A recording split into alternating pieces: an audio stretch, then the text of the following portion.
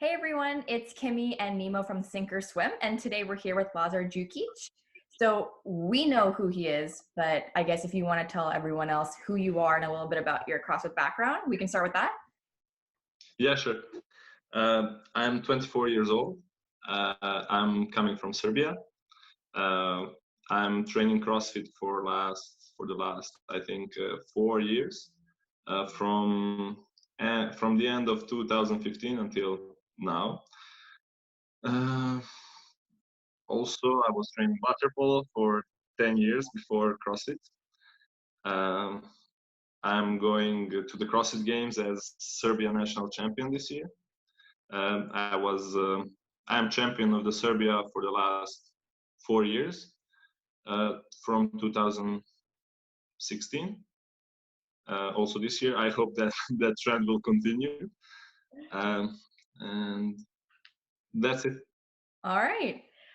So recently, Lazar just finished the DCC. So today we're going to be breaking down his performance in the swim event and his relationship with Nemo. So how did you guys start working together? Yeah, so we started working together. Lazar popped up on my radar probably a year and a half ago. And honestly, because here's someone from the country that I'm from as well, Serbia, doing well in CrossFit competitions. And, it brought a sense of pride having been on the national team as a swimmer for Serbia. And then I was following him, saw that he did really well on an open workout that he actually got penalized in the end for. And I was really upset for him. We hadn't talked yet. I'm like, how are they doing this? Again. But after he finished Dubai Fitness Championships in 2018, I reached out to him and said, hey, I think I can help you with your swimming. I think I can add to your game and make you a more proficient swimmer moving into, the games, hopefully, and other competitions that have swim events. So that's how we got to know each other. Awesome. That's a pride right there. Yeah. So I guess we can just start getting right into it. But what the swim event was at the Dubai CrossFit Championships, it was a 15-minute cap. The event was for time. So 20 sandbag cleans, 150-meter swim, 10 sandbag cleans, 150-meter swim, followed by 5 sandbag cleans with another 150-meter swim. So when you guys saw this event, I guess we can start with Lazar.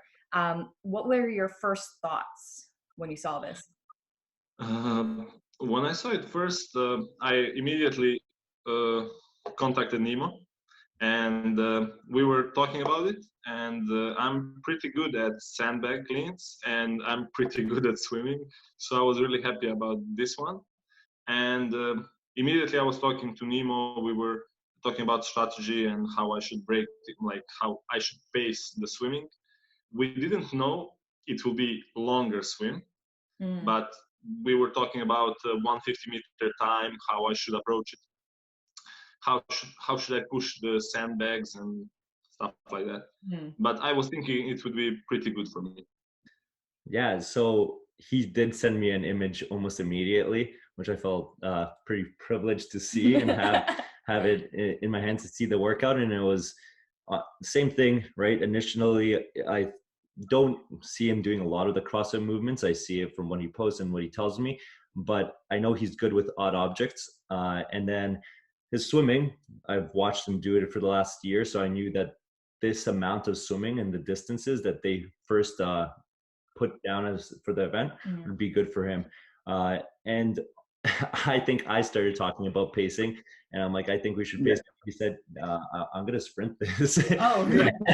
That's usually our conversation. Our conversation is like, we'll hold this threshold pace that we've been working on. He's like, okay, so just go for it. And I'm like, okay, just go for it. But I mean, there's more conversation than that. But that's what I like about our relationship as well, is that he has that real competitive side of him ready to go. And I'm just here giving him a little bit of like, the parameters to work within, right? Yeah. Just sprint it. Nice. So I guess when you found out that the swim was longer than they had actually put out, did that actually kind of attack? Yeah, and actually we didn't know that until teams started swimming. So the team event was a relay, 4 times 150. Yeah. And I was actually thinking it's go around buoy and come back, because that looked like 150.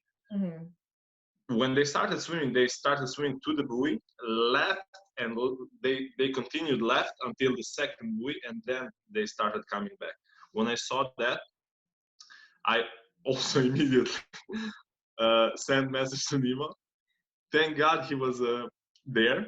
Like he told me, we don't change anything, just go. It's just a little bit longer, which works good for you because you're good in water. So like sandbags will not affect the swimming that much, like the workout that much, because then it's around 750 meter swim and not 450, Yeah.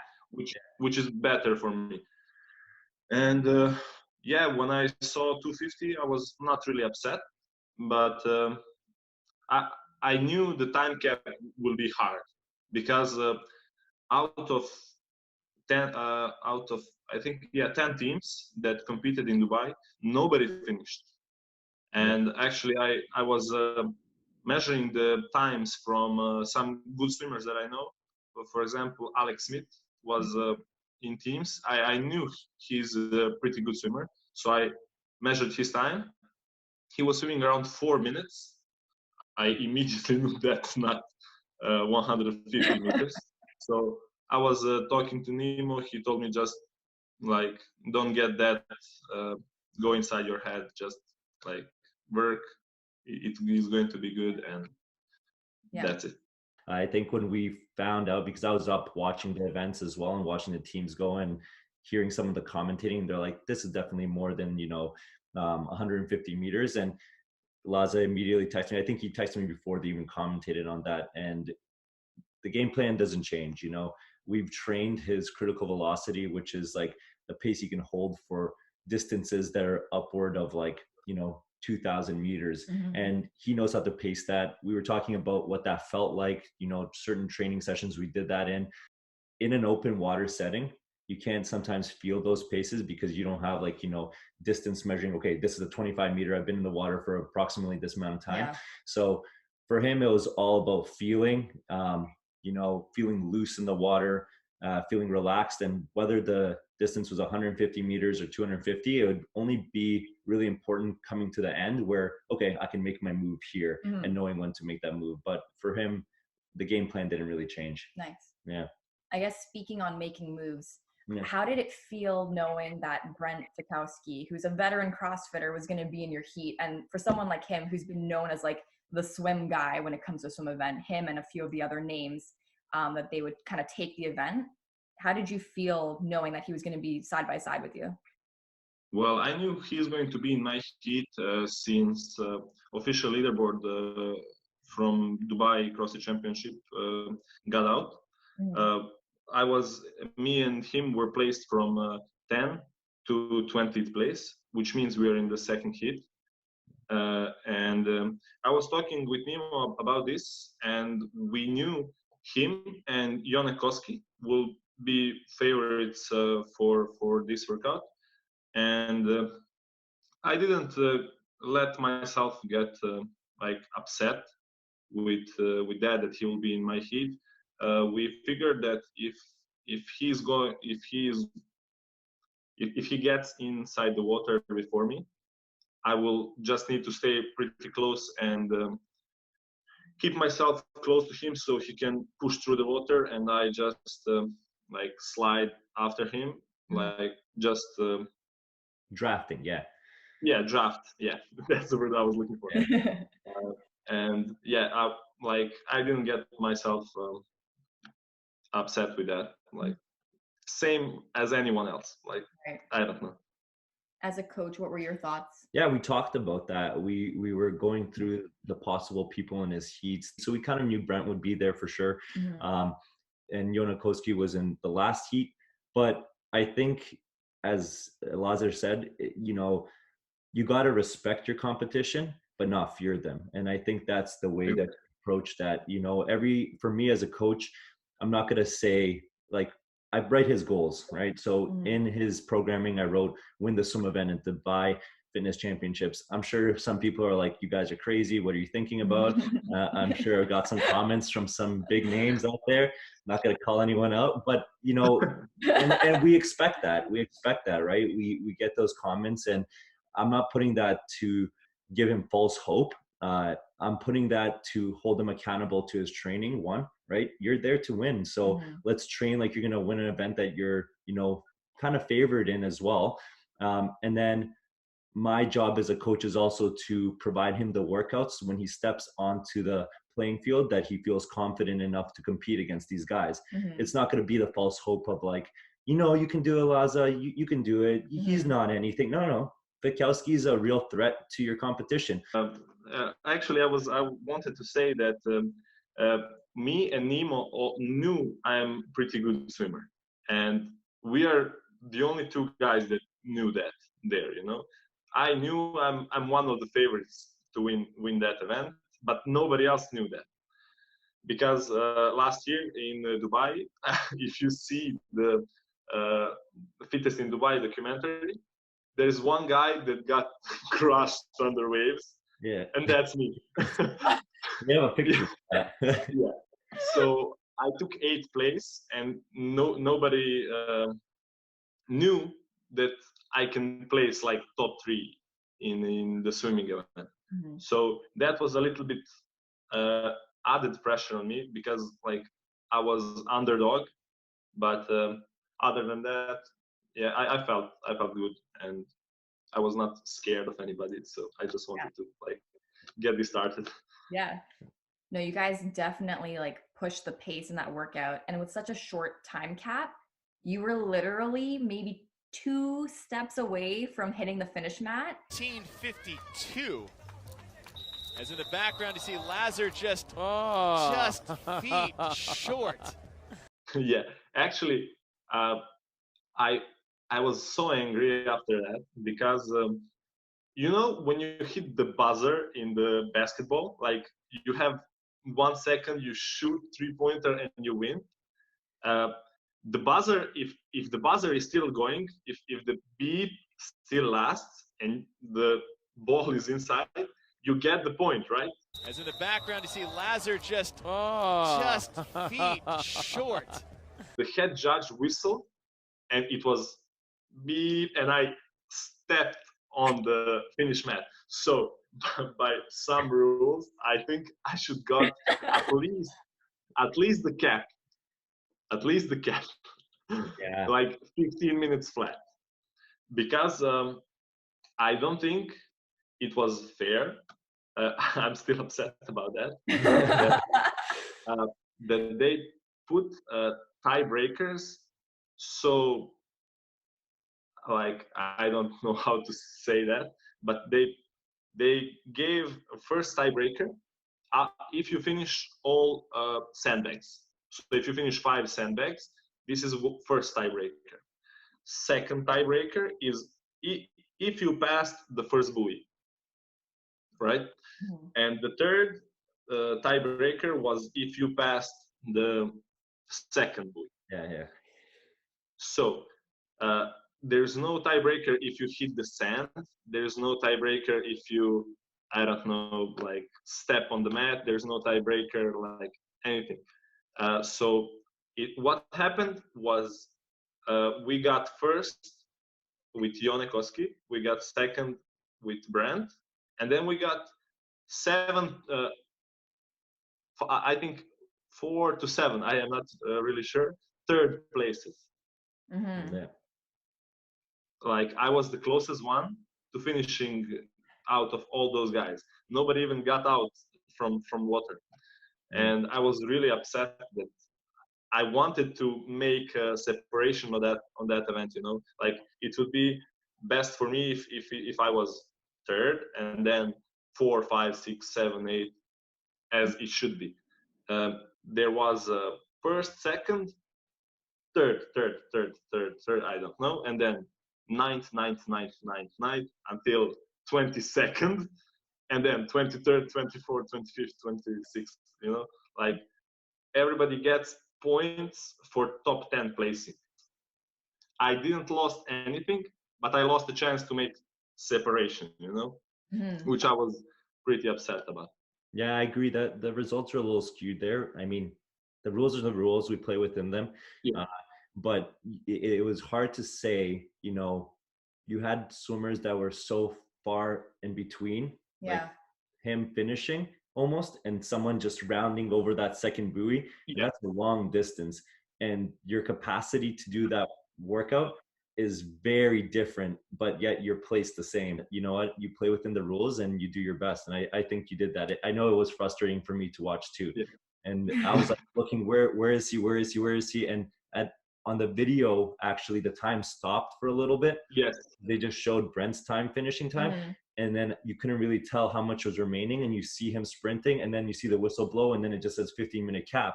So there's like a time between, I think, like 14:53 and 50 minutes that's just missing. Yeah. And you're like, okay, where is he exactly in that time? Yes. But that's how sometimes the game is played, and the cards you're dealt.